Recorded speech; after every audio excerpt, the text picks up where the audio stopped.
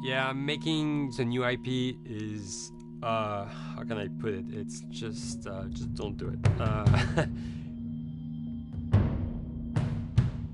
It's insane. I mean, it's a very difficult process. You have more questions than you have answers, especially when you come from like you've been making Uncharted 1 and Uncharted 2, just kind of like now like things are going, you just kind of like good momentum, and then suddenly that momentum like just drops, it stops.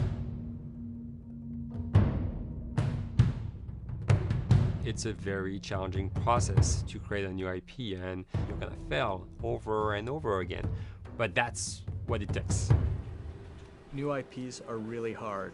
They're hard because you don't know what's fun yet. You're building new tech, new AI, establishing new characters, new art, all this. You don't get that controller in your hand for like 6 months to a year. You don't know what it is yet. I remember like ages ago coming on the project and what are the infected going to do? Like, what are they going to do? They're going to behave like this. I'm like, okay, we're like trying to imagine what's going to happen.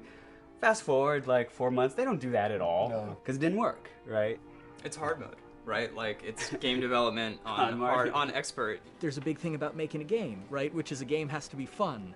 You get your first build where everything's working. You got player mechanics. You can walk around the world. You can shoot. You can melee attack people. You've got the AI in there. They're very intelligent, very difficult, and it's totally not fun because they snuck up behind you and murdered you in a second, and there was no way to figure out what was going on. We're making a game, by the way. Hey, James.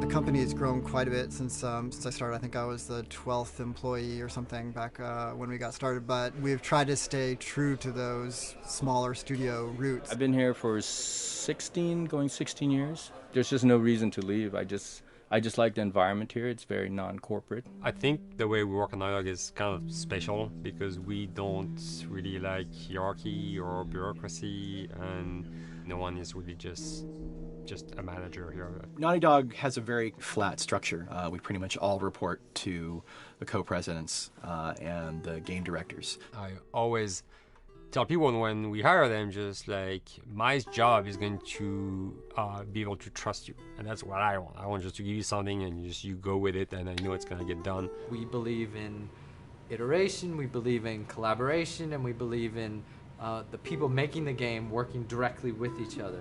When we have designers and artists, animators all mixed up, anybody that's working on the same tasks, the same characters, the same areas, put them next to each other so they can communicate a lot better. We don't have a lot of meetings because if you need something to get done, you just walk over and you talk, and then you go back to your desk and you finish it up. And I really like that. I like when I just walk in the office and I see just designers talking with the programmers or programmers over the animators and talking to them. I think that's when really the magic happens. Naughty Dog, we really try to cultivate a culture where anybody can criticize anybody else's work. And we encourage people to be blunt about it and not try to sugarcoat it too much. It takes too long to be nice sometimes. It's not personal. It's based on more like how can we make a better game. We want everybody to have a voice. We want to cut out all the bullshit if we can, making sure that people are making decisions not based on ego, but what is going to benefit the game. When you see that people trust your opinion and that they value it, it's such a great feeling. You really feel like you're working as a team on a collaborative effort. We want to sort of remember where we came from and you know why we were successful then, and try to continue that success now. We make games. That's what we like to do. Back when Uncharted 2 wrapped up and we decided that we were going to build the second team and create a new project, we kicked around a lot of ideas. One of the very earliest ideas was to go back to Jak and Daxter. It's really near and dear to us. We really love those characters in that universe, and we think that there are some interesting stories still to be told there. We started to realize that it was not going to do justice to the franchise that the fans had fallen in love with. It would be shifting it so far in a new direction that we felt that effort would be more justified in developing a new IP. Neil and Bruce came to Christoph and I and said they wanted to do a post-apocalyptic game. I think the core essence of what they wanted to do, though, was to try to tell a story about two people and how their relationship evolves over the course of the entire game. That potential, oh wow, there is something very special about that game. This is going to be polished. Like, you're not sure if it's gonna work or not, and you have doubts. And like, should we be doing a game like that? Should we be doing a first-person shooter? Whatever. Like, you ask yourselves all those questions. And the creative director and the game director are the core of the team that have to really see eye to eye. That's why you have that balance between like Bruce and Neil's gonna try to push the just the story and the characters, and Bruce is going to try to push that with just the gameplay as well. And so it's kind of like those guys are just trying always to find the right balance between the two. It's a very delicate process. We feel that the interactive medium has an untapped potential to touch the feelings of the player. You have that connectivity, the fact that I'm actually in the world and participating in what's happening on the screen in front of me. It gives us some sort of advantage to make you feel connected with what's actually happening. At Naughty Dog, that's what we're trying to do, is pair story and gameplay together. If we can make you feel like you're actually with these characters on that journey, and you're invested in those stories and those characters, then you're feeling, in theory, the same thing that they're feeling. As the story evolved and took different shapes and different forms, the thing that was always there was Joel and Ellie. And because of that, everything kind of grew out of that relationship.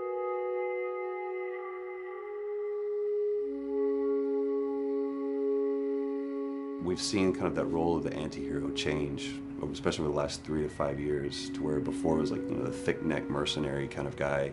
For this game specifically, for this story, we needed something new.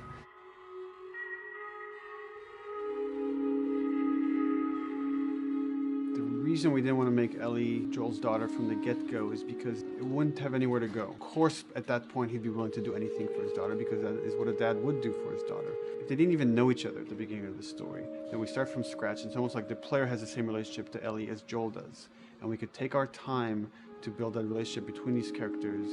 And if we do it right, then the player will be feeling that same growth that Joel does. And we're kind of mirroring that emotional relationship between the two.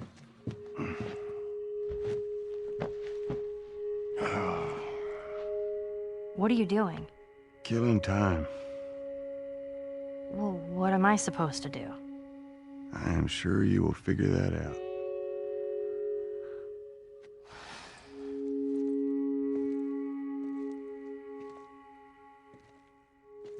Your watch is broken.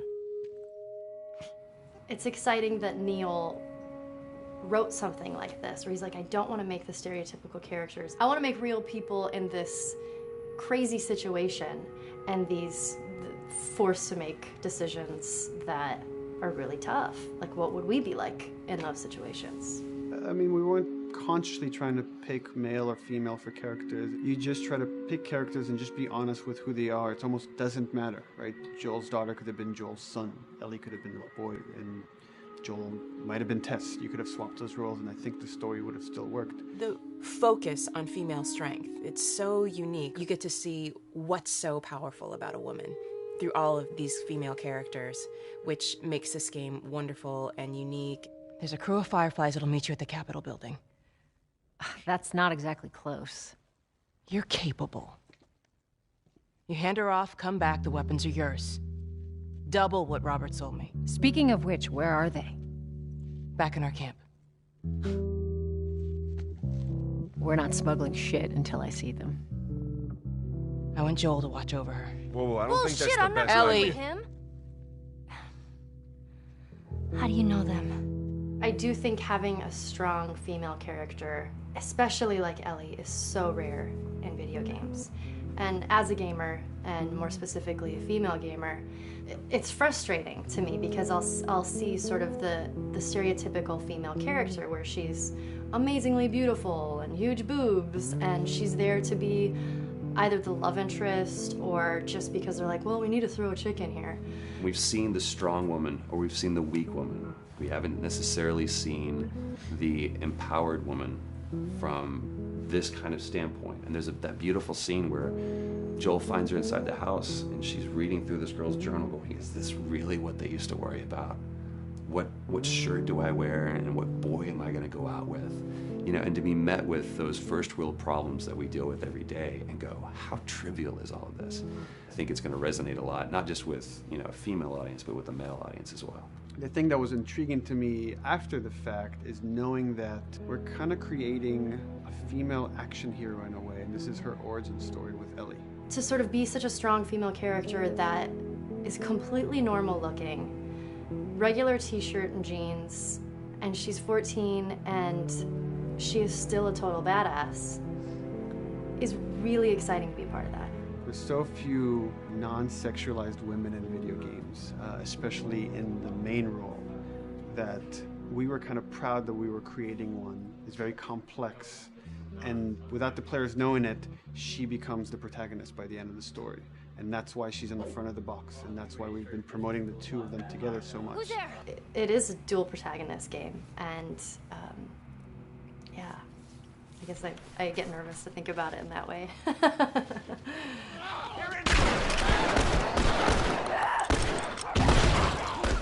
We couldn't talk about it. In fact, in interviews we've been lying about it, saying you never play as Ellie because it was so important for that to be a surprise. Sorry, journalists. Here we go.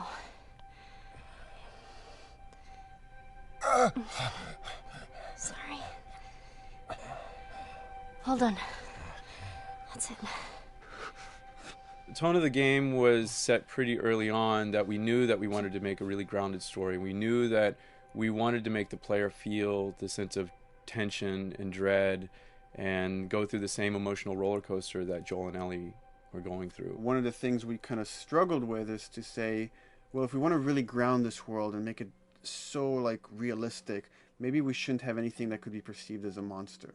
Maybe like by just having an infection that just killed people, and it's all about humans and how they deal with this post-apocalyptic society and how different people decide to survive. Maybe that would be enough. And what we realize is because we're making an action game, a lot of the storytelling happens on the joystick. And once we remove the infected, it's like all of a sudden now we can't tell the story through gameplay of what happened to the world. And that's where we kind of went back and kind of brought the infected back in, because it lets you see, once you're fighting them, the threat that people had to deal with, that otherwise would just be very cerebral and people could talk about it, but you couldn't necessarily experience it yourself. In a novel, that might work. In a game for us, specifically an action game, it didn't work. And from there, when we start kicking around those ideas, and we're just like, what would be cool just to play? The early inception for it really came from a BBC video we saw called Planet Earth, where they were talking about a cordyceps fungus. This cordyceps fungus gets inside of the brain and controls these ants, and mandibles start chomping, they grow up to higher areas, cordyceps fungus sprouts out, and then it germinates. And essentially uses them to spread its infection and take over whole colonies, sometimes wiping them out. As soon as we saw it, we were intrigued by the idea of, what if it jumped to humans?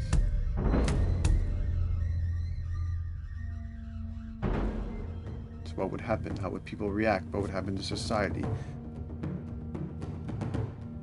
As we're trying to develop the look of the infected, we went through so many different iterations, some that looked really alien and subhuman, some that looked just essentially like zombies, and we couldn't find like an original place for them. But one of our artists just did this kind of photo mashup where he took a bunch of images of diseases or images of fungal overgrowth, and he kind of mashed it all together and he threw it on this person. It was a very iterative process, making sure that the fungus felt properly integrated, like it was part of the body, growing out of the body. And not just fungus growing on the head, but it's tearing the face apart, cleft down the middle, this gaping maw of a mouth with the crooked teeth. And it's in great agony as its humanity and its brain is still somewhat functioning. Maybe you still have some human cognitive abilities or the thought process back here. This isn't some decaying corpse on the ground. This is a living thing that's going to be coming after you in the world. The fungus is always the focal point. So you can see from a distance, oh, this guy's infected. I can tell straight away. In fungus, they have these beautiful saturated colors, and we really like that conscious of this something so horrific that it's going to like stop at nothing. It's relentless force of death, and yet elements of it are beautiful. It's not just about gore.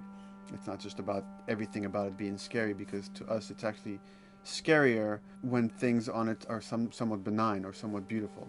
It was evident that we were onto something that was quite a bit different and something that we hadn't really seen before, which was eerily human but very disturbing. And it seemed so creepy and so unique that right away we gravitated towards it, and it's like, this is our base infected. Everything should kind of come out of this look.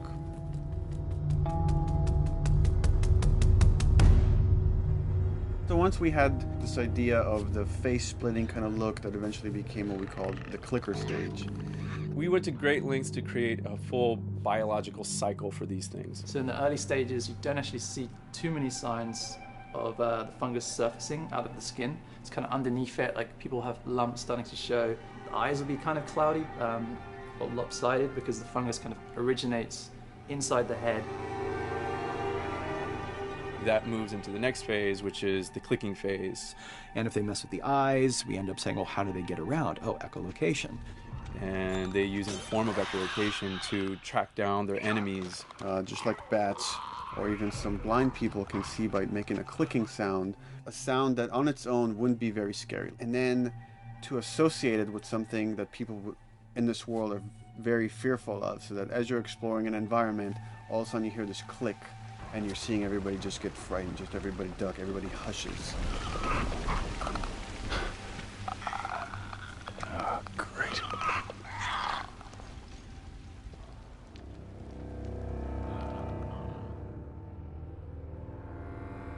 The bloater is the most severe of the stages. So large pieces of the body has been replaced by these kind of fungal plates. The fungus completely takes over the body and blooms. They're kind of covered in things that have been growing on them. Things like moss and like little life on life kind of. What the fuck is that? When the infected feels like it's going to die, it finds like a dark corner and it becomes part of the environment. The human elements aren't there anymore. And then the body is gone. They lay down and sprout and then spew spores. And if people can breathe those spores, they become infected as well. It all had to kind of make sense of how each stage flowed from one to the other. And that's hopefully how we've created a world that you can kind of look through it and understand the science behind it and say, I could buy this, I could get into this.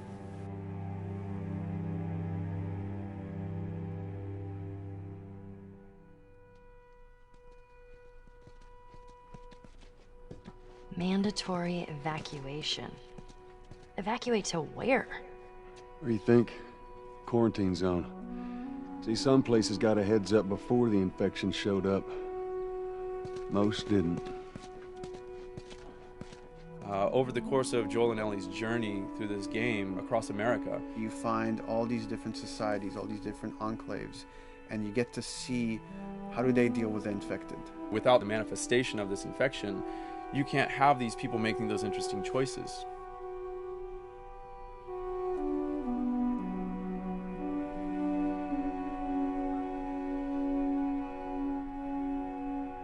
The world we decided was actually its own character, really grounded with a lot of texture. What happens, after 20 years of the fall of man, when no one's taking care of anything? This book called The World Without Us describes in detail how much fighting on a day-to-day basis we have to do to keep nature back. And once you stop doing that, how quickly nature can reclaim that. As they talk about New York, and how every day they pump water out of the subway system. That system breaks down. Within 2 days, the whole city is flooded. And once water gets introduced, then structures collapse pretty quickly. Trees will sprout, and wind will carry those seeds over, and gutters get clogged. And then when it rains, water fills up, and then pretty soon you have vegetation growing over there. And once you have vegetation, concrete breaks pretty easily for when there's a tree and roots breaking through that. Even some of the stuff we did on Uncharted, you know, exploration of how temples were ruined. What if you took those ideas and put them in Pittsburgh or Boston? And obviously right when that happened, you can imagine that being pretty terrible to look at. But you think about 20 years later, and with rainwater filling up those sinkholes and then those becoming like little marshes with lily pads in them. We had this wonderful piece of concept art we developed really early on, and there are all of these wild animals that have escaped from a zoo and over the past 20 years have bred, and now they have herds roaming these cities. And that's something that tells you that life goes on and this world is worth saving.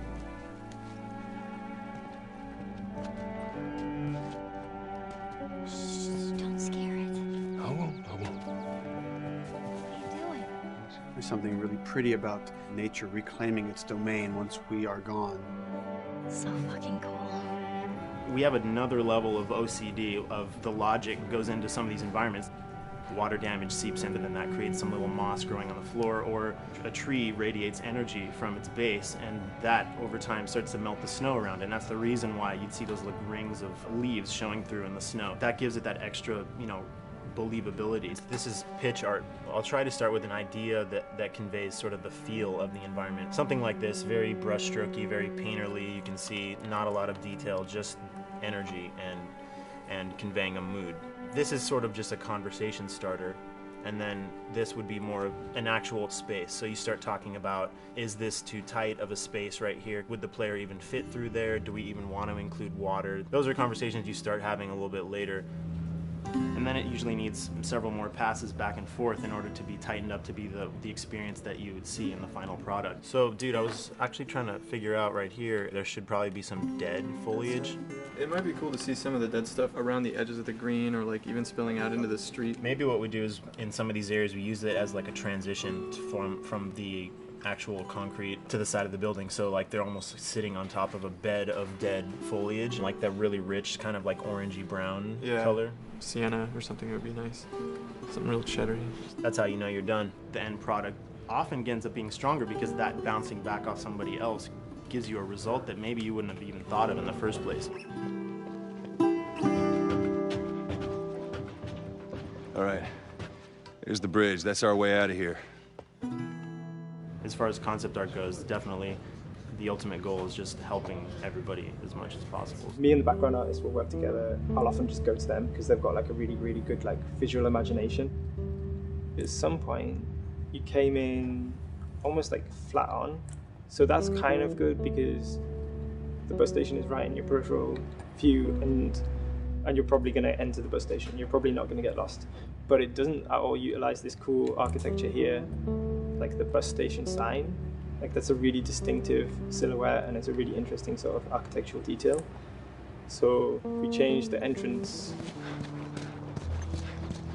Look at that. Another city, another abandoned quarantine zone. I think it's a better composition anyway. It's not so like symmetrical.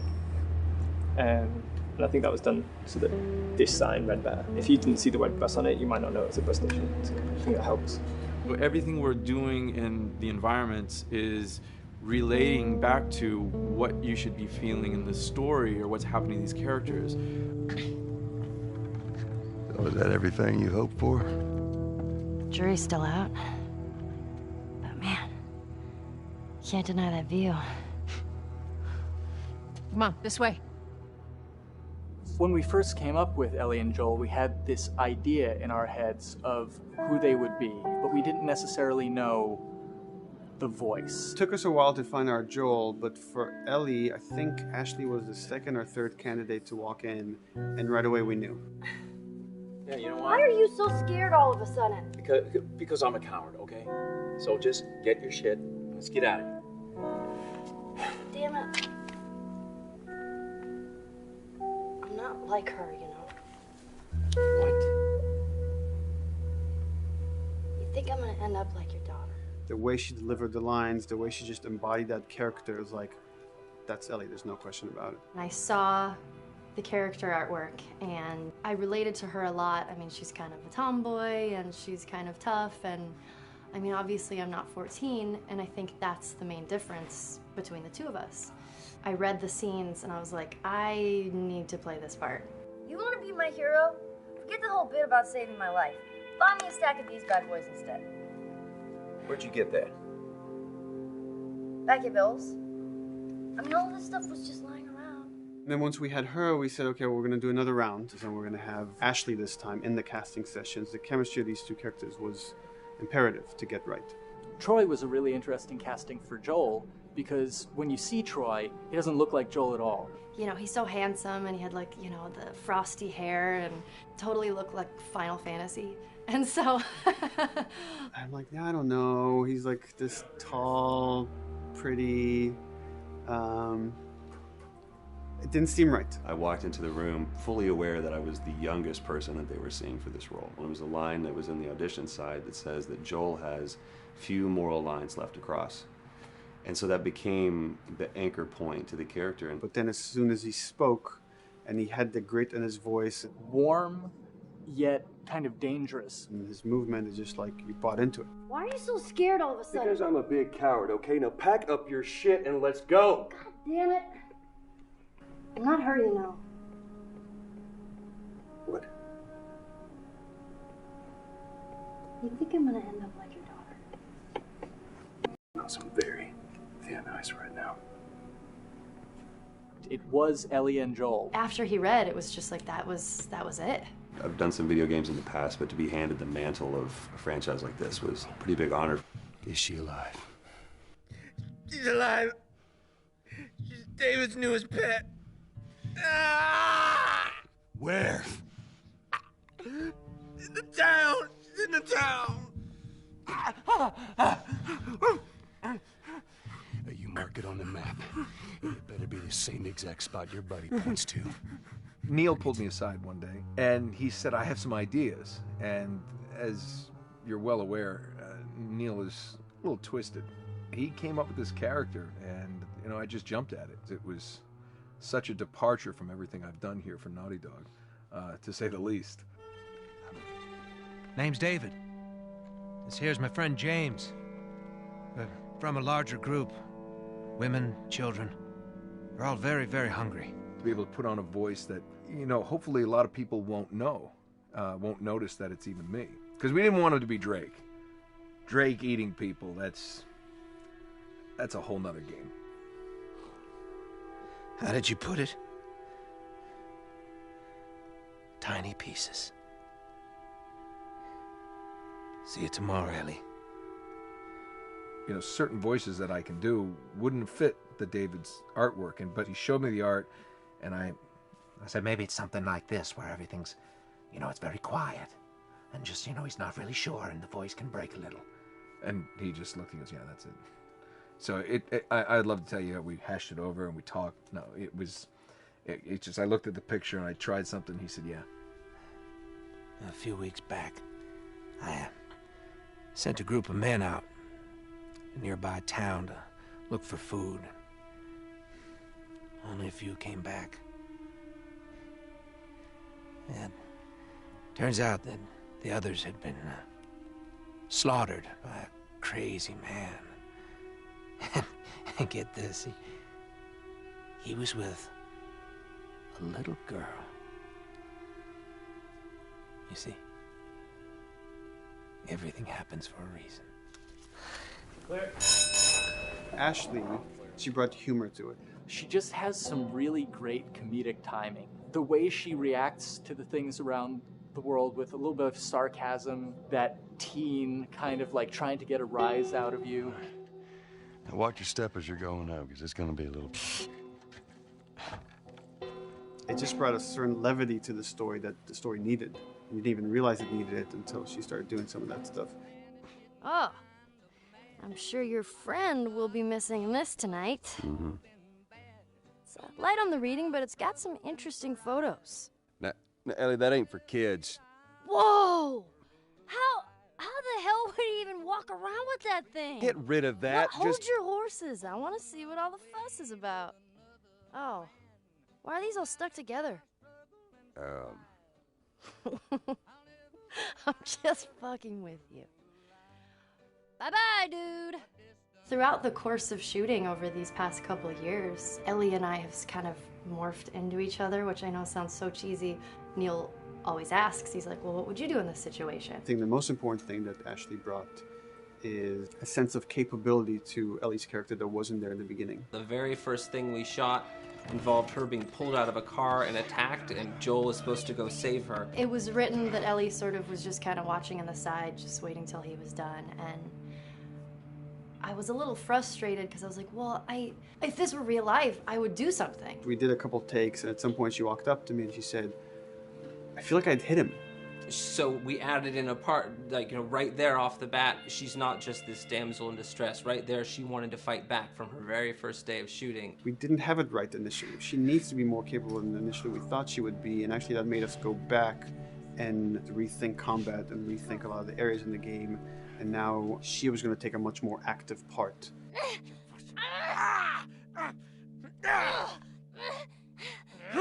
Anything that requires, a lot of body movement, we do with the actors on the mocap stage. And we try as much as possible to use our actual principal actors, use their body motion as well as their voice. We capture it all at once there on the stage. Having the actors perform as well as being recorded at the same time was imperative to get an accurate performance. Because every time you split up the performance in any way, you lose some of that magic where they did a gesture or they delivered the line a certain way. And those things have to be in sync, or there's just something subconscious that's like off-putting about the performance when you don't do it that way. You are treading on some mighty thin ice here. I'm sorry about your daughter, Joel, but I have lost people too. You have no idea what loss is. Everyone I have cared for has either died or left me. Everyone fucking except for you. So don't tell me that I would be safer with someone else, because the truth is I would just be more scared. It gives you the most authentic, most realistic performance, because you're actually there, not just making your own choices, but making your own choices based on the other people that are involved in that scene. So you get this truly natural approach to things, and it shows up. It's like theater in the round. You can do anything from any angle, and the smallest, most subtle thing we'll be able to pick up. There's no place to hide. So you have to be as prepared as possible, because you have no idea which moments they're going to use. There are these little improv moments and, little nuances that you get that probably isn't scripted, that just comes out of play, while they're performing. That mistake that is just blossomed into a really good idea. Did we improv on The Last of Us? Yes. Yes, we did. Doing this was a whole lot like being 5 playing in the backyard with a stick, and this is my machine gun, and and a pine cone is my hand grenade. It's all your imagination. I'm doing the exact same shit that I did 45 years ago. I just get paid for it now. We square. We're square. And get the fuck out of my town. I don't do a lot of voiceover work, so for me it was nice to be able to work off of your other actors. I can't imagine it working any other way. I'd never done mocap before. I didn't know what to expect. The suits were crazy. Yeah, the suit gave me wedgies. Like, deep wedgies that I had to pick out with my middle finger. Too much information. Just how damn sexy I look in a motion capture suit. I look like 10-pound of sausage in a 5-pound casing in that thing, man. Once you get past the fact that like everybody else and you look like weird clown people with these little dots and stuff, once you like give over to that, it really was pretty easy to make it just feel like you're in the moment and in the scene. So everyone that was on this is a slam dunk. This isn't just another gig to them. And that creates a really cool energy for people to really start experimenting and playing jazz. Floor is yours. And action.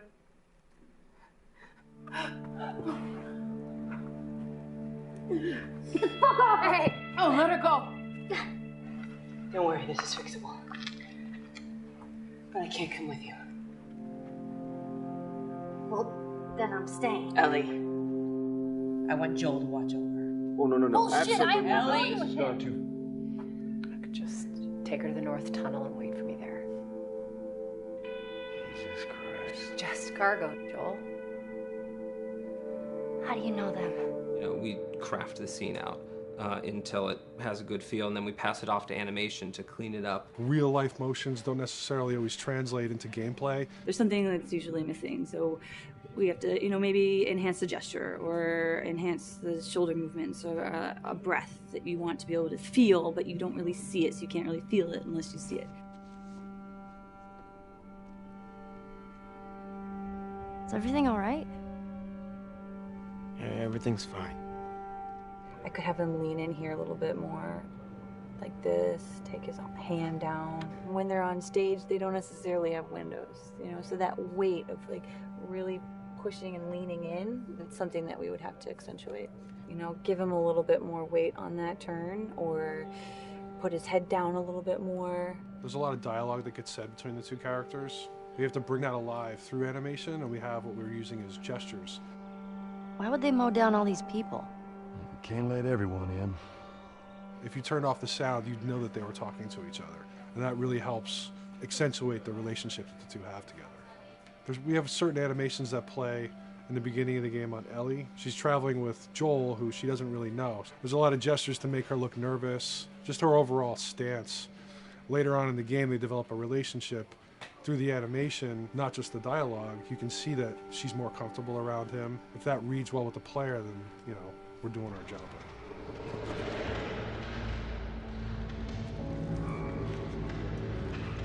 We want her to look scared. When she gets a gun, we want her to look scared of the gun.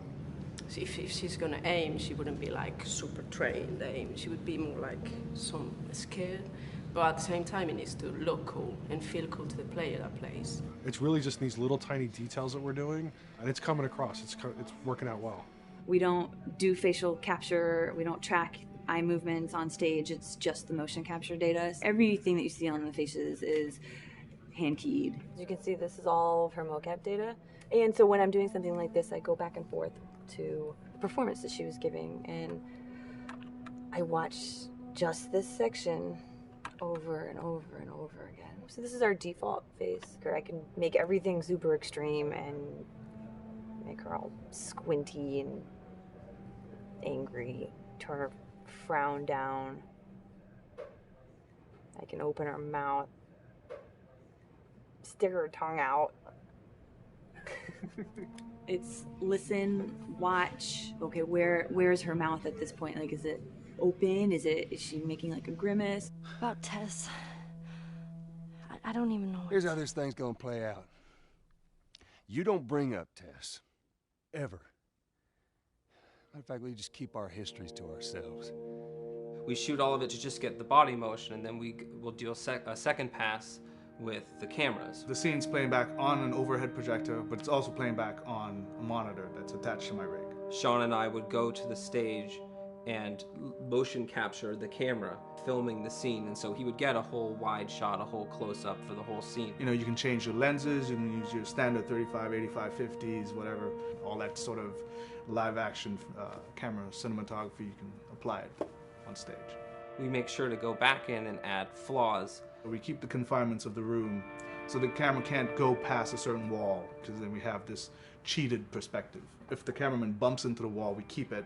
You know, missing focus hits when you're pulling focus, going too close to a character and reframing, those little moments in there kind of keeps it very cinema verite. If everything was too perfect, you wouldn't be able to put your finger on it, but you'd be able to feel it. It would just feel off. It's very much about grounding it, despite having, you know, the option to do whatever we want.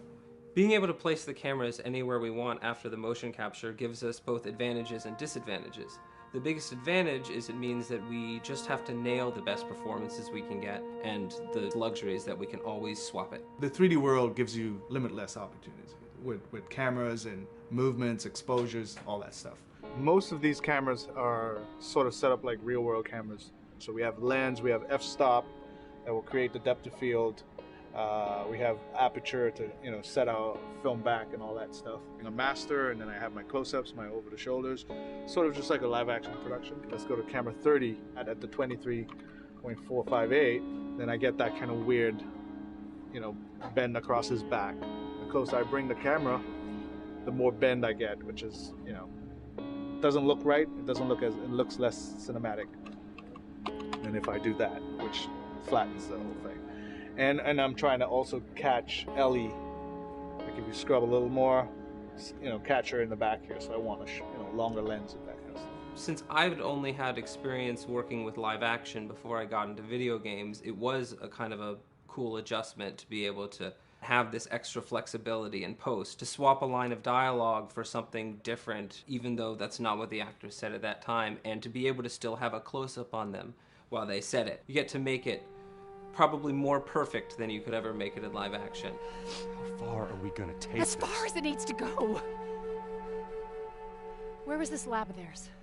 Because our actors are both the voice and their body, they get to play, they get to try things, they get to work with our director to kind of come up with new ideas, or even our director will have a new idea on the spot that wasn't there in the script, but realizing when he sees it, oh, well, this would actually be better, this might feel better. And those changes all just happen organically there on the set. He could even lead straight into his thing. He's like, no shit, yep, Ty, we want to do this. We rented 2 Harleys and drove cross country. Keep it pretty succinct, like we got the bikes, rode them cross country. Cool. It's shocking to me that this is Neil's first time directing. There was a specific tone and a specific approach that Neil and Bruce wanted to take with this. It just came down to there's nobody who knows this story better than you, and then there's nobody that knows these characters better than you. Why don't you just do this? He and I actually had a conversation about it. He says, I think I'm going to try this myself, and I'm not sure. Neil was fantastic. The floor is yours. Okay, so remember, you've been running away from this turret-mounted truck. If you come to this dead end, you're going to look up and see a potential way out. And action. Check it out.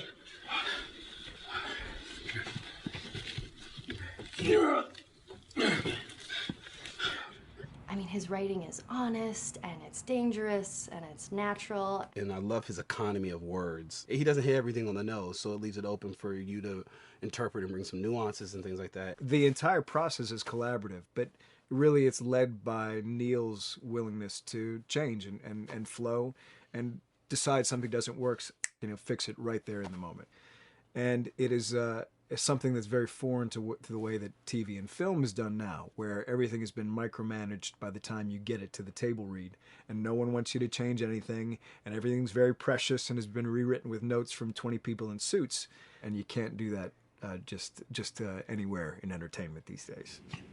Yeah, I want to make sure. I think I swung too far over to this way, and now it's a little bit of making jokes about it, and I need to bring it back to center a little bit.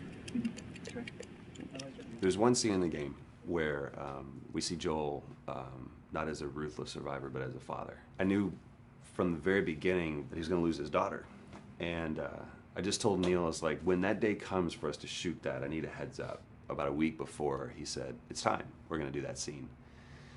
I was like, okay.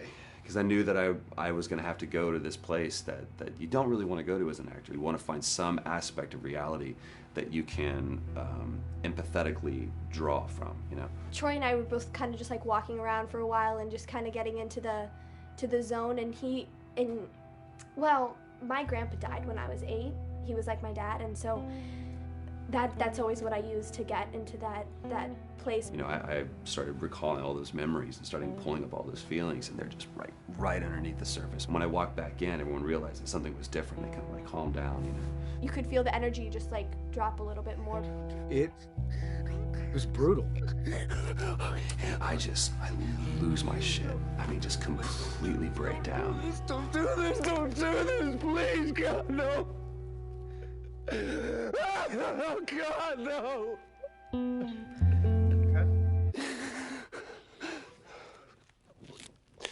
The soundstage was deathly still.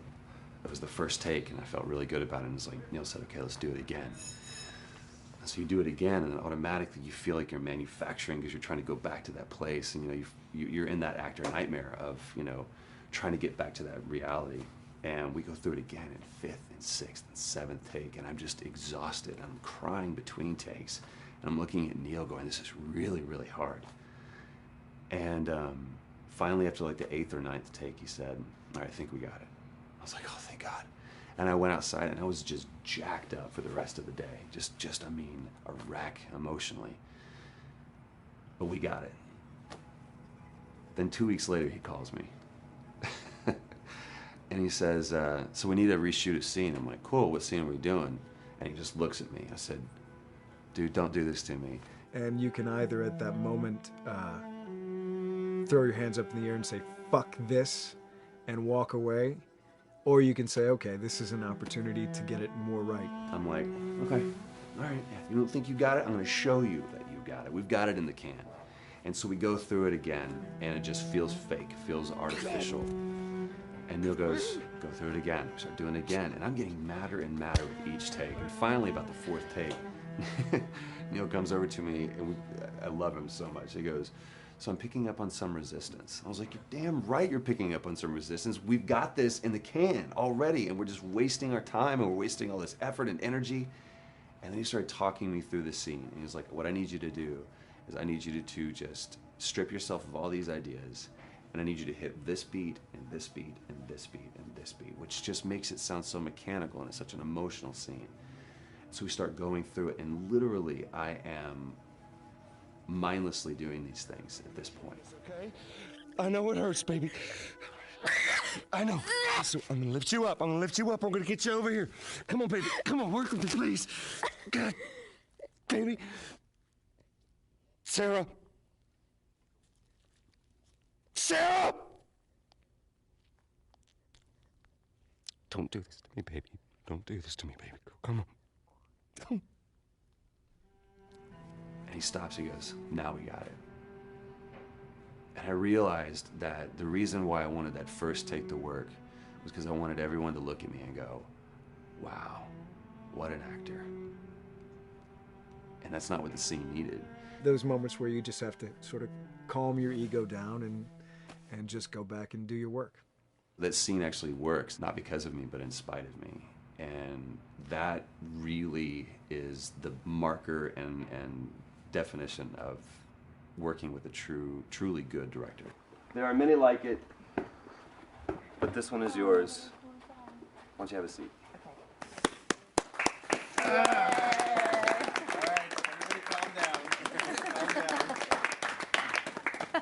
Thanks, guys. The director's chair.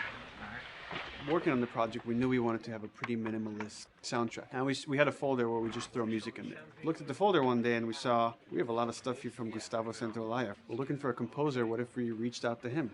Oh, no. Sarah. Move your hands, baby. I know, baby, I know. Listen to me, I know this hurts. You're gonna be okay, baby. Stay with me. I want to pick you up. I know, baby. I know it hurts. Come on, baby. Please. I know, baby. I know. Sarah. Baby.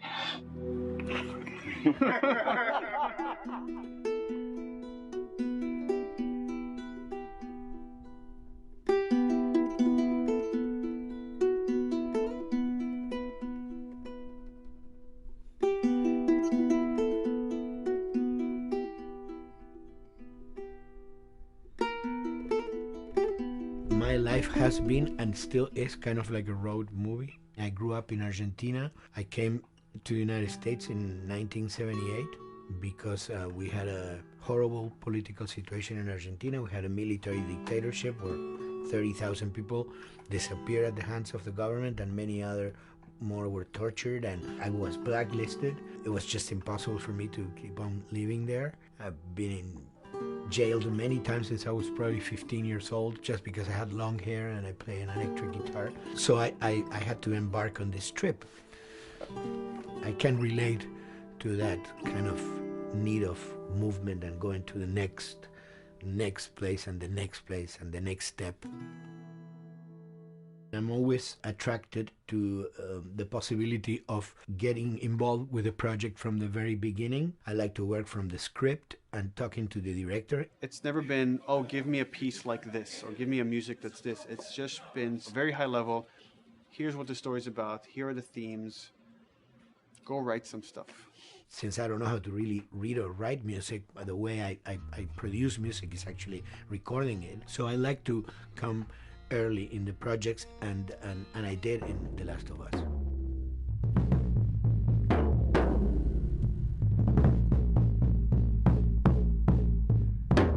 one thing that was fantastic from the very, very beginning was the freedom I had to try and to do whatever I felt could work, you know? As the story was still being written, you could listen to this piece of music and just get a sense of where this needs to go tonally, because the music was still inspiring the story. So that was the great thing of having the music written so far in advance. And at the beginning, I mean, I was going really out with some things, and sometimes some of those things were the ones that they liked the most, you know? So I really felt very motivated to work, and I enjoyed immensely working. It was this very organic back and forth experience where one element was inspiring the other and vice versa. I needed to go into some more dark places, more textural and not necessarily melodic.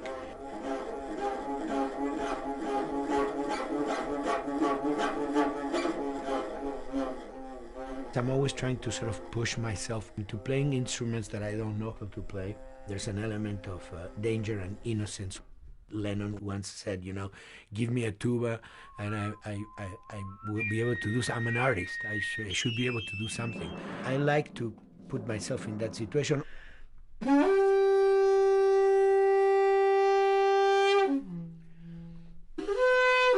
So these are just PVC pipes, the one used, you know, in construction.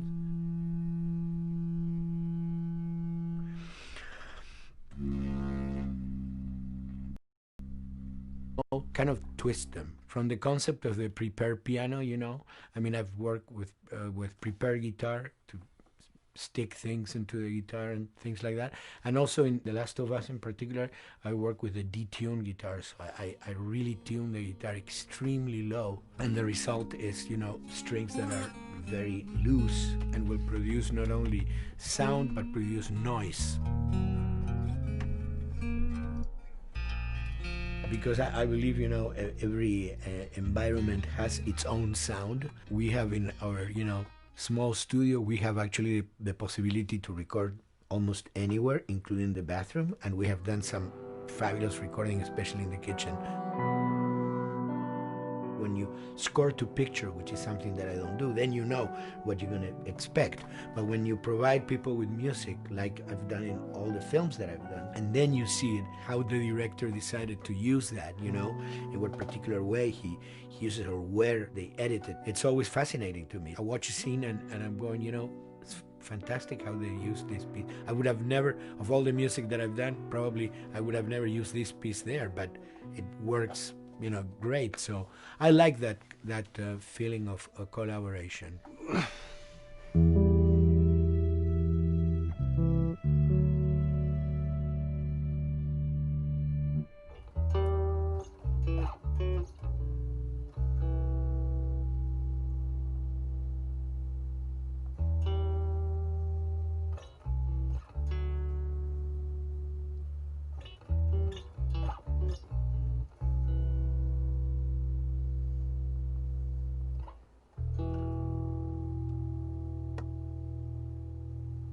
I think, you know, the guys also that work in programming and adapting that music to the game, they should share a lot of the credit for the end result. In the beginning, there was silence. Yes. Then they hired sound designers. Then they regretted that decision.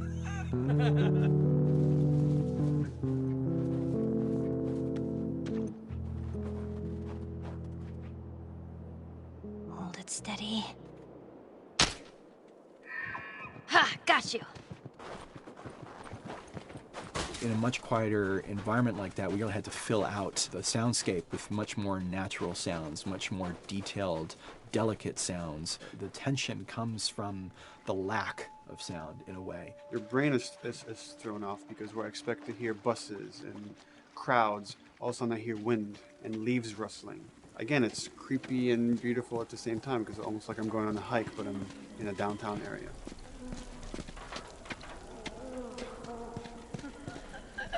Get up over this truck. Let's see what we can find. To Neil, I mean, we were going through the iterations, so he just did not want, like, yells and screeches and what he called, like, you know, kind of witchy qualities, Right. the cackling witch. He didn't want anything like that. It was a little bit of a head scratcher to figure out, okay, how do we make it sound human but not human? We really did not want to use any animals. We wanted these all to be human. Derek and I basically decided to hire a couple of voice actors who did some interesting work vocally to see if they could come up with something. And we worked with this girl, Misty Lee. She started giving us these really great screeches. And that's no process. Yeah, that's just her voice. And it started going into this little click. We also used a little bit of Phil's voice.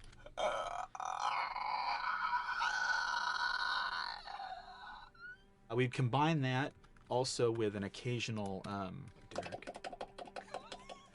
That's just me, you know, moving my tongue. And what that kind of did was it sort of grounded it all, like maybe in the mouth area, the wetness, all that kind of stuff. And it adds a nice texture, actually. This is a composite of all the bits I just told you about.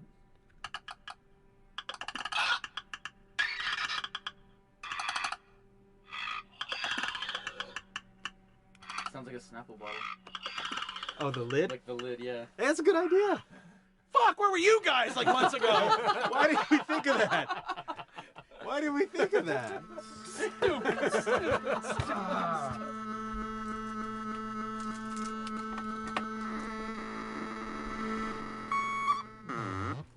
Viewers at home, you're probably wondering what this is. Let me tell you. About 10 years ago, I saw this Synthi A suitcase synth. I wanted to get one. This finally arrived in January, just in time to start using. I thought, well, what can I do with this?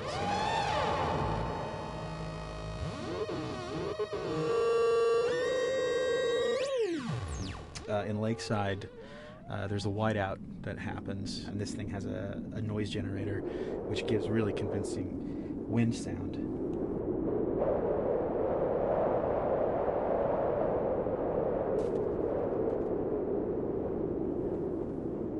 The military still has technology. There's sirens and alarms, so I wanted to try some new concepts.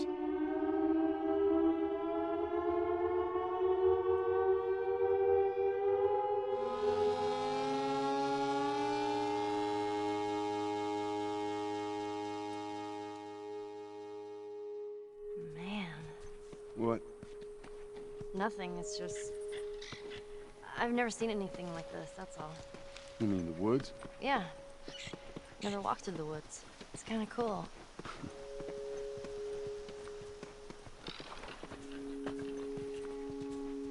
We consciously take in consideration lighting in the beginning. Most of the game, we don't really have any real man-made light sources, so everything is naturally lit. In the past, you know, we could use a lot of artificial light, but in a world that has no electricity, We have to hide most of the time, and that requires getting very close to certain assets. Just stay back.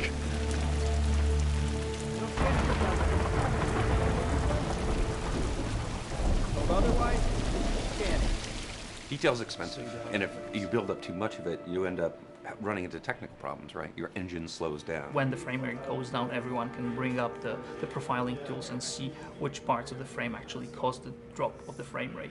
This is the profiling tool. These are all the SPUs. Here's the GPU, and then here's the PPU. You can see, like, here's the main process and here's all the sub-processes, and you can see, tells you like how many milliseconds and cycles it's taking. The programmers are whiz at modifying this stuff and realizing, oh my god, why is this thing so big? We're taking 10 milliseconds on this thing. And then that's when they come over and find somebody and hit them over the head with a club and be like, why are you doing this?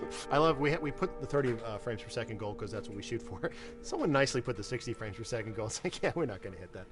Lighters usually can come up with different lighting setup that still looks great, but is less costly in terms of performance. Did you talk to the character artist about her hand? So her face is getting a lot of spec, but then her arm is just like bone dry. You think something we can tweak in shader? We'll have to send back to character team Michael to take a look. I can play with the lights and see if that's creates more like spec. Yeah. I've never ever focused so much on lighting and how much sensitivity there is to that here. One of the first lighting scenarios I had to do was like 7 a.m. like overcast. And I'd like wake up early and like take photos with my phone. What color are the shadows? What color is the light? It is a master's course unto itself of how to deal with ambient lighting because I've never had to use it so much. Man, this is kind of sad. What is? All this music that's just sitting here. No one's around to listen to it. I don't know. It doesn't seem right. All the characters cast soft shadows onto the environment. Even when there is no direct sunlight or no direct light sources, we still have nice fuzzy shadows. When you're walking down the hallway,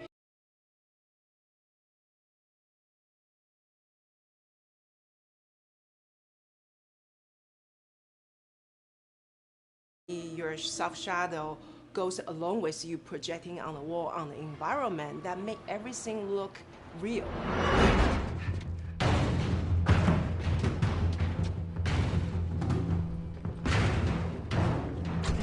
Follow me through here. Okay. The flashlight brought a whole new spin on it. So some of the environments end up being really, really dark, and you need the flashlight to get around. Give me your hand. We want to have the environment be really dark, but also at the same time have colorful surfaces that are sort of hidden, so when a flashlight hits one of those, it bounces off onto the ceiling. If you shine a light on a red wall, it will bounce the red lighting on the whole environment. And it's very difficult to do, very expensive, but we did it. Everything should have a bounce lighting. Otherwise, the world is gonna feel dry and unrealistic.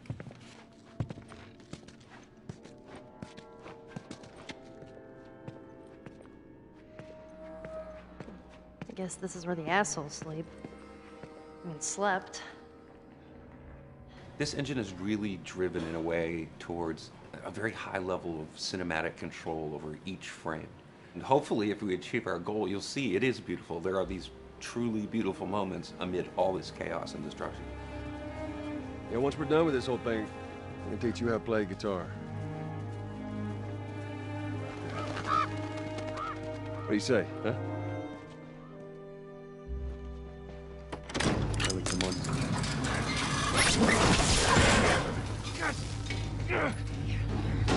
I got you. Damn it, Bill. What just happened? One of Bill's stupid traps. There, that fridge, it looks like that's a counterweight. Okay. The story really dictates sort of the arc of the overall pacing. Storytelling would always want to be subtle. They would always want to keep the world grounded in reality. But gameplay has requirements where the player needs to see this thing. The player needs to immediately know that the enemy is attacking, that this room is dangerous, that this room is a puzzle that you have to solve. What are the things that we can do on the joystick to make you feel the same way that these characters are going to feel when we get to this next pinch point in the story? There's a turn in a scene that we need these characters to take, and we need you to feel it or understand that, and that means you have to play it. Sam! Oh, thank God. Gotta keep running. Ah! Doorway, over there. Run!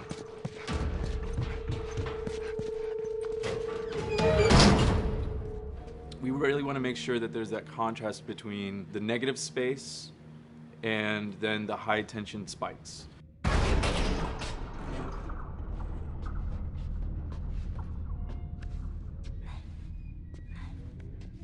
A lot of times we won't play music, or we'll play very minimal music just to let you know kind of the state, whether you're still in stealth or combat has broken out. Hearing someone's footsteps or hearing a person breathing on the other side of the door has so much tension to it. You hear that? Shh, quiet. You feel the tension of the world, make you question whether you want to engage with these guys or kind of try to stealth around them. That's another reason why we don't have traditional cover in the game. You smoothly move around everything, contextualizing with the environment, but you're never locked down. We want the player to, with that crafting system, with the scavenging system, with all of the abilities available to them, to constantly be moving around and changing as the moment arises. Gameplay is all about, I have a limited set of tools, and how am I going to use those tools and those limitations to overcome this obstacle in front of me. And that obstacle might be infected, might be another class of humans that wants to kill me for a bottle of alcohol in my shoes.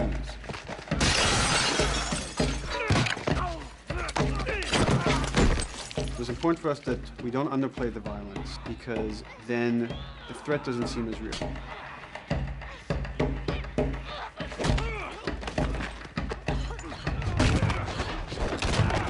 We see video games as this incredible medium to tell stories. We want to treat it as equals to books or comics or TV or movies. This is subject matter that would not be considered out of the ordinary to tell in one of those other forms of entertainment. Fucking hunters. See, this could have been us. We wanted you to buy just the desperation of these people and why they're behaving this way, because it's so brutal.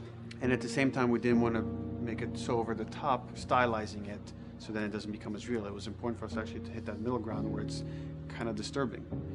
That glint that's happening on that curvature, it'd be good if there was a way that we can guarantee that from this angle, we're seeing it. It seems but really it's flat. overall too bright and opaque. Yeah, looks like paint. Yeah, see, the blood on the ground works really well. It's something about the other shader is messed up in this environment. We got to fix that to unify the look. Shouldn't make you giggle or laugh or any of that. You should be kind of appalled by what you have to do, but you understand why you're doing it.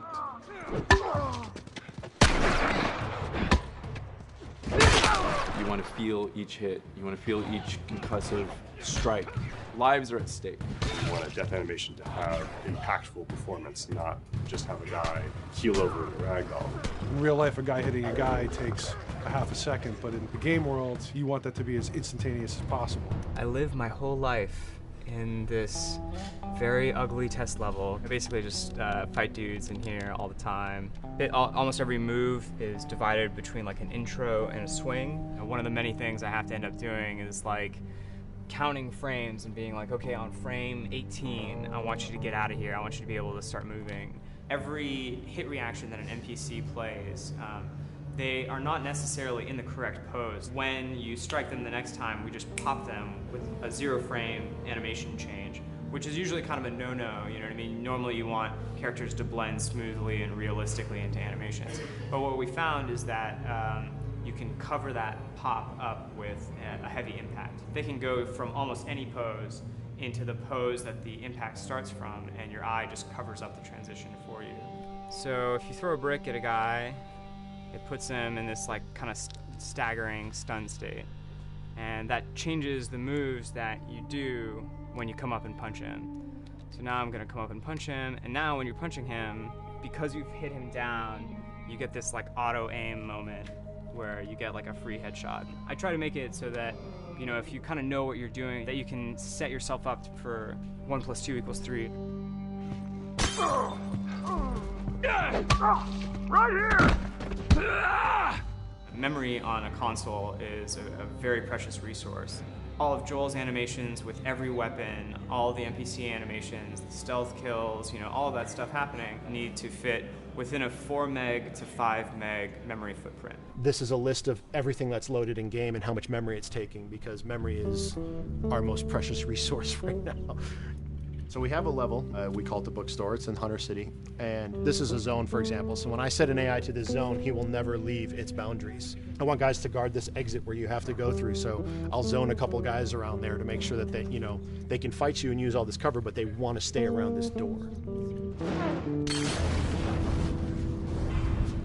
This is another key component of the AI, is what we call the nav mesh. This defines the overall play space of where an AI knows he can or cannot go. Hey look, that's where a cover used to be, and there's a hole cut out for it. I gotta fix that. Here's some other wonderful things. See these little red polygons? Yeah, that means they're not linking right for some reason, so that means they can't really walk through here properly. It's a bug, and I need to fix it. Welcome to my life. Hey!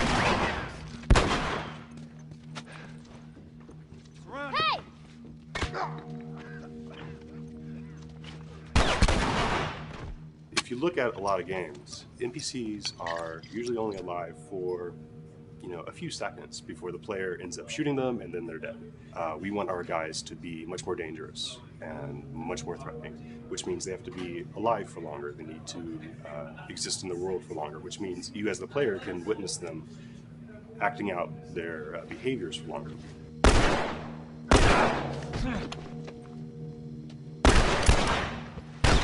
So we've been working really hard on our AI systems. Back of the box, biggest bullet is going to be like AI. So we tried a number of different prototypes with the buddies, including having Ellie be super independent of you. She would try to flank the enemies, get behind them, or get between you and them. And a lot of times those decisions should surprise you, just like a real person, a real character would surprise you. And we discovered after many different prototypes, the best thing for her to do generally is to stay very near you. You need the exploration, you need the scavenging, you need something to say like, okay, if we just crank it to 11 the whole time, then it's pinned up there and there's no time to breathe, no time to assess or analyze, and no time to really contrast. There's no way of shifting the pacing.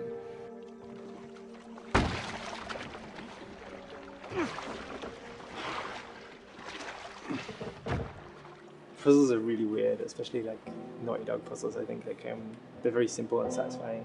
Most of this puzzle is strict exploration. You can see the ladder here, you can see the pallet there, you can see a clear route up to the ladder. So you're like, okay, maybe I have to get Ellie to the pallet, push the pallet over to this side, and like Ellie will climb up and lower the ladder.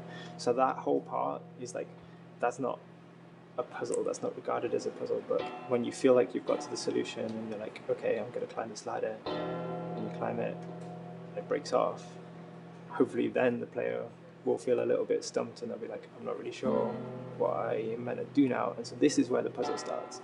Hopefully at this point, like all of the elements that the player needs to solve the puzzle are very familiar to them because they've been through the previous exploration beats. They're improvising with elements that are at their disposal. That's a really sort of like strong theme throughout like The Last of Us. So like you're a survivor, you'll take whatever tools you're given and you'll use them in like creative ways to survive.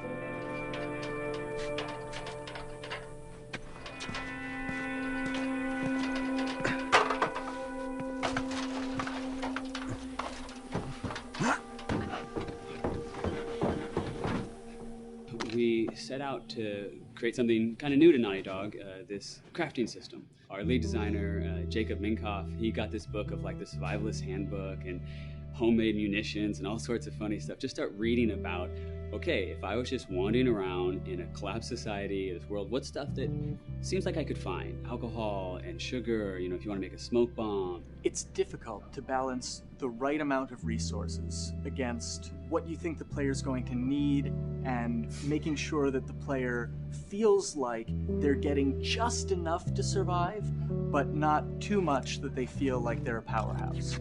We wanted you to be forced to make some choices in the world that showed how depleted the resources were. So if there's a particular point in the story where the characters are having a particularly difficult time surviving, then we want you as the player to be finding fewer items, farther apart, harder to survive. We will item starve you at the same time that those characters are feeling starved and worn out. Then you expose something to them. Oh, here's a cache, and if I can just get into that cache. Oh, look, there's a wealth of things in here. God, I was so worried. My health was low. If I had run into a combat, because it's always that thing in your head, it's that Hitchcockian thing about the danger that you see is less meaningful than the danger that's in your head.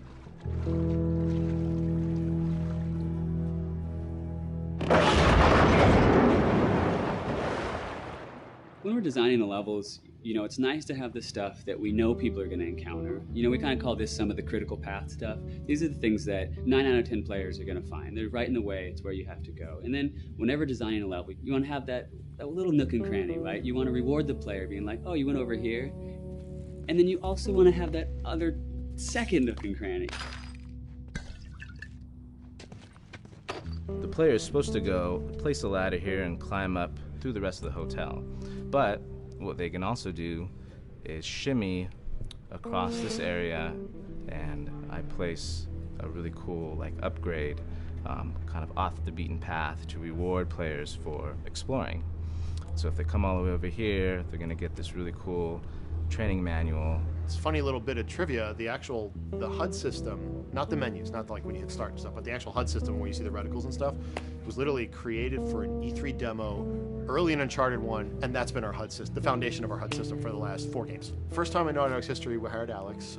She's awesome, and she's got a really good understanding of UI and how it applies to games. The thing that I hate about any game's UI is when it pulls you out of the game for too long. No one wants to spend time in menus. Nobody loves UI, if we're being honest. Like, weapon slotting has probably gone through more iterations than any other system. The stuff that we finally ended up implementing, you press select, you get into this menu, then you D-pad left and right through the slots, and then D-pad up and down will change the weapon, and then just, you don't have to press X or anything, you just select out of it.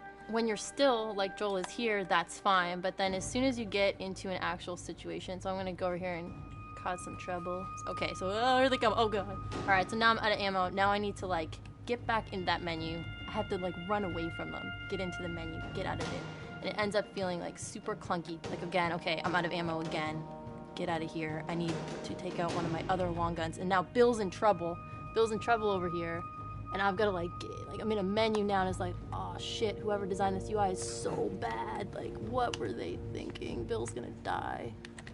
In theory, it worked, but then in practice, it felt a little clunky. We wanted it to be the absolute minimum amount of button presses. You don't say to yourself, oh, I'm never going to be able to do this in time, so I'm just going to give up.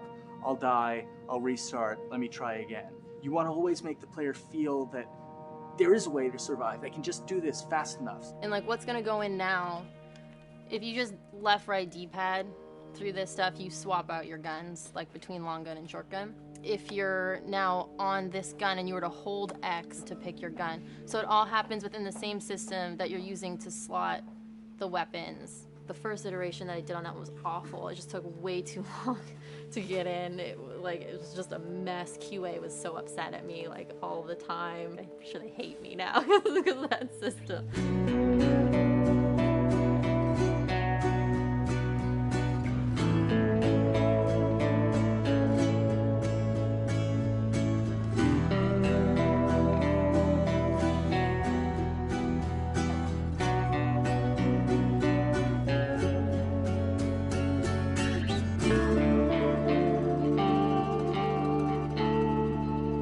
I think the way the industry is kind of maturing and changing in general, you're seeing a lot more focus and importance on refinement and polish. So having internal QA really helps. The industry is kind of changing from QA being this like tighten up the graphics on level 3 bro kind of vibe to like really being a more technical, mental, investigative job. On the publisher side, it's more reactive towards the code being delivered in a stable, controlled environment. Whereas on the developer side, especially at Naughty Dog, we are going beneath the art and the design. We're given enough weight where we can go up to somebody and be like, look, you have to fix this. Why? Come over, I'll show you. That kind of feedback, I would love to be able to say like, that was us, but it gets so diffused throughout the iteration process that you're just kind of like adding your I guess like genes into the gene pool and then just seeing what happens, you know what I mean?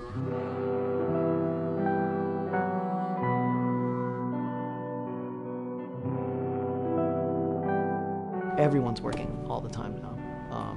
But like I tell people, like 7 weeks and then you can have tons of time off, enjoy the sun, you know? But for now it's like, this is it for everybody.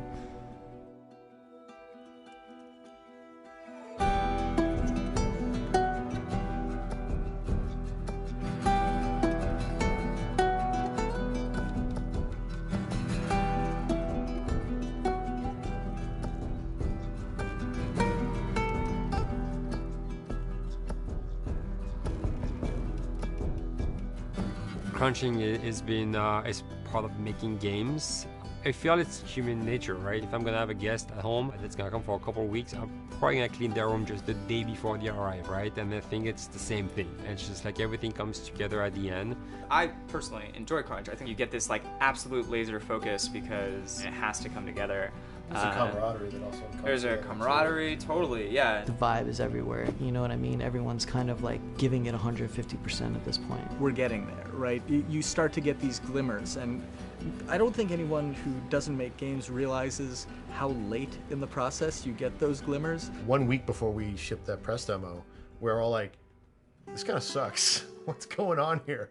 It's like, we need to dig down and find this. And in 1 week, like 1 week, the fun came together. Like you're shooting at a guy and then somebody flanks you and you hit him and you avoid the other guy who's shooting you and then you flank and go behind cover and you're like, oh, that 5 seconds in that 15-hour game was really, really fun. How do we make that 5 seconds happen thousands more times? My favorite video game is making video games. It is as challenging and as complex and as interesting. If we had to like try all the things that didn't work, what's hard about Crunch? It's like marching through that swamp of it not working. I mean, nothing's ever really final because you can always make something better.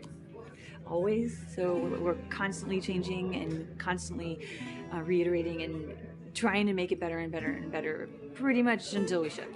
As an artist, you're never really happy with your work. You could be given like 100 years to work on something, you'll still find things to nitpick and things to fix. Yeah, you can work on the game for 10 years and you'll still be crunching at the end. So it's like, okay. All of a sudden, it's like getting ready one morning in the shower, and I was just like, oh yeah, I'm about to ship another title, and this is going to be a really good title, and it gets you excited, and you're like, all right. Do I think the game's gonna be good? Yeah, it's gonna be awesome. I think it was good a little while ago, and now we're gonna make it Extra kind of good. amazing. Yeah. What it will take to get there in these next 5 weeks is gonna be a lot. I'm excited. I have faith. Every time we're shipping a game, it's terrifying. You just hope for the best. You don't know, right? I mean, like people have different opinions. We have to go with our guts, and I trust the team just to pull it off. This, hands down, is the hardest, most challenging thing I've ever done. We sweat a lot, and we worked a lot, and we all went home tired, you know? But I think that's you're gonna see that on the screen. I think that's gonna pay off. Ellie? Ellie? What? The ladder. Come on. Right. After David, Ellie's visibly distant. You could have done a cutscene to show, hey, you're being very distant, and she's not responding, but to also do that in gameplay, to where it's something that you've done just countless times throughout the game with, you know, let me boost you up here, get the ladder, bring it down so we can do this systemic thing, and the character responds with that, and you have to actually go over to her and go, hey, come on, the ladder, we've done this, let's do this. It's a subtle choice. Like Bruce and I talked from the beginning, is like we have these mechanics, how can we exploit them in a narrative sense? And that's one of those opportunities. I just think it's incredible that happens in game. It's not a cinematic, you know. It's something that adds weight to that controller when they're playing. Wow, so good! Let's go eat. Let's go eat.